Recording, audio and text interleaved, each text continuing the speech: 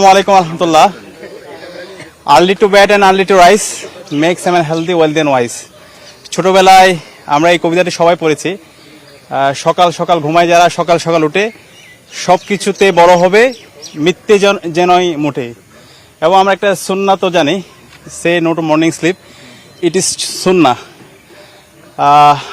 আমরা যদি শারীরিকভাবে সুস্থ থাকতে চাই এবং মানসিকভাবে প্রশান্ত থাকতে চাই এবং কনফিডেন্ট থাকতে চাই, আমাদেরকে অবশ্যই শারীরিক কসরত করতে হবে, ফিজিক্যাল এক্সারসাইজ করতে হবে।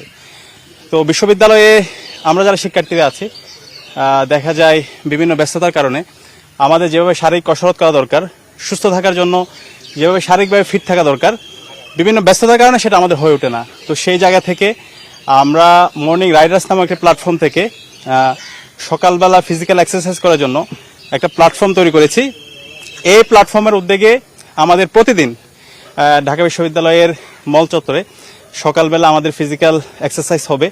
এখানে আমরা আসবো, একসাথে ফিজিক্যাল এক্সারসাইজ করব।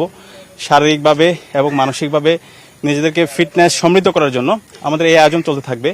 এবং এই আয়োজন ফিজিক্যাল এক্সারসাইজ শেষে প্রতিদিন শিক্ষার্থীদের জন্য আমরা চেষ্টা করব তাদের সামান্য আপ্যায়ন করার ব্যবস্থা করার। তো আজকে থেকে আমাদের এই যাত্রা শুরু হয়েছে।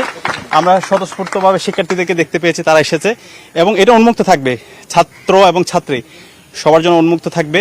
এবং আজকে আমাদের অনেক শিক্ষার্থীরা এসেছে, আমরা আশা করব প্রতিদিন এটা বাড়তে থাকবে। আজকে আমরা এখানে যারা এসেছি এখান থেকে যেন না কমে, এটা বাড়তে থাকবে এবং আমরা শারীরিকভাবে এবং মানসিকভাবে ফিট থাকার মাধ্যমে আমরা নিজেদেরকে আগামী জন্য প্রস্তুত করব।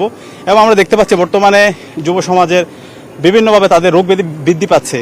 অনেকের আমাদের রিসেন্ট সময়ে অনেক শিক্ষার্থীরা তারা মারা গিয়েছে ফিজিক্যালি তারা ফিট না থাকার কারণে। তো আমি ঢাকা বিশ্ববিদ্যালয় সহ বাংলাদেশের সকল বিশ্ববিদ্যালয় এবং সকল স্কুল কলেজ মাদ্রাসা শিক্ষার্থীদের অনুরোধ করব আমরা যেন শারীরিকভাবে এবং মানসিকভাবে ফিট থাকার জন্য রেগুলার ফিজিক্যাল এক্সারসাইজ করি, বিভিন্ন ধরনের খেলাধুলায় আমরা অংশগ্রহণ করি এবং এর মাধ্যমে নিজেদেরকে তৈরি করি এবং আগামীর বাংলাদেশের জন্য আমরা যেন প্রস্তুত হই।